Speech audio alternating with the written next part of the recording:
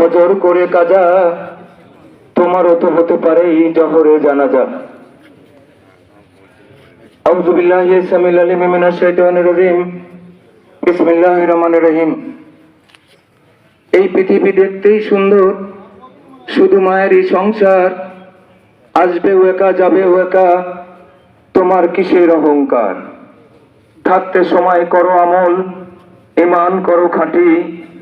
আমার তোমার শেষ ঠিকানা 3.5 হাত মাটি। 3.5 হাত মাটির ঠিকানা নিয়ে আমাদের এক প্রিয় মানুষ আমাদের সঙ্গে সকল সম্পর্ক ছিন্ন করে অজানার দেশে পাড়ি দিচ্ছে না ফেরার দেশে। যে দেশে মানুষ গেলে ভালো থাকে না খারাপ থাকে, কোনো খবরাদি পাওয়া যায় না। যে দেশে মানুষ একবার গেলে তার আপনজনের কাছে কোনোদিন ফিরেও আসে না। প্রিয় উপস্থিতি, এই জানাজার কাতারে উপস্থিত আছেন রাজনৈতিক বিভিন্ন সংগঠনের প্রিয় নেতৃবর্গ। এই মাইয়াত যে সংগঠনের সঙ্গে জড়িত ছিল, রেজিস্ট্রারি অফিস দলিল লেখক সমিতির সম্মানিত সভাপতি সহ সকল সদস্যবৃন্দ, সম্মানিত হাজী সাহেবগণ এবং সকল স্তরের মুসল্লিবৃন্দ, সবার প্রতি সালাম, আসসালামু আলাইকুম ওয়া রাহমাতুল্লাহ।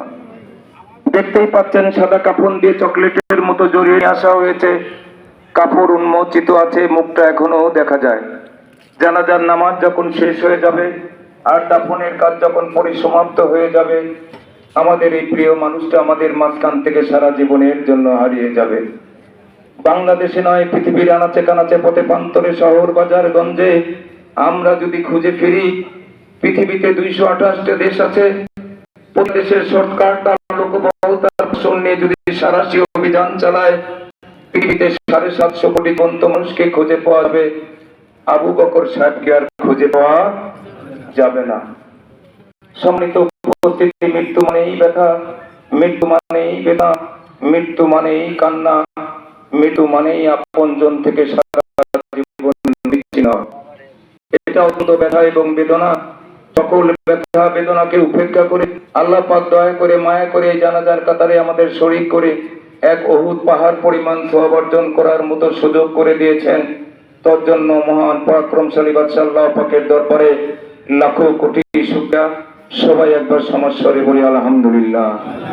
প্রিয় উপস্থিতি, এই মুরব্বীকে আমল আমলিয়াত নিয়ে আমাদের মাঝখান থেকে বিদায় নিয়ে আল্লাহ পাকের ডাকে সাড়া দিয়ে অজানার দেশে চলে গেল। আমরা জানি না, আল্লাহ পাক বলেছেন আমল আমলিয়াতের বদৌলতেও কোনো মানুষ জান্নাতেও যাবে না। আমি যদি আল্লাহ দয়া না করি, মায়া না করি, আসুন কথা বেশি বাড়াতে চাই না। বৈরিয়া আবহাওয়া, তাপদাহ চলছে, গরমে মানুষ কষ্ট পাচ্ছে, দাঁড়িয়ে থাকাই যাচ্ছে না। যেহেতু আমরা হিতাকাঙ্ক্ষী শুভাকাঙ্ক্ষী শোভানুধ্যায়ী এই মাইয়ার আত্মীয় পরিবার পরিজন পাড়া প্রতিবেশী এই মানুষটাকে শেষ বিদায় দেওয়ার জন্য এখানে সমবেত হয়েছি। জানাজার নামাজ মানে দুটি জিনিস: মৃত মানুষের জন্য দোয়া করা আর জীবন্ত মানুষের জন্য শিক্ষা গ্রহণ করা। এই মানুষটা খালি হাতে বিদায় নিয়ে চলে গেল। গতকাল এই পর্যন্ত এই মানুষটা তার আত্মীয় পরিবার পরিজনের সঙ্গে সৌহার্দ্য সম্প্রীতি মায়ে মমত্ব আর ভালোবাসা নিয়ে বসবাস করতেছিল। মৃত্যু নামক বস্তু যখন তাকে স্পর্শ করেছে, অসাড় হয়ে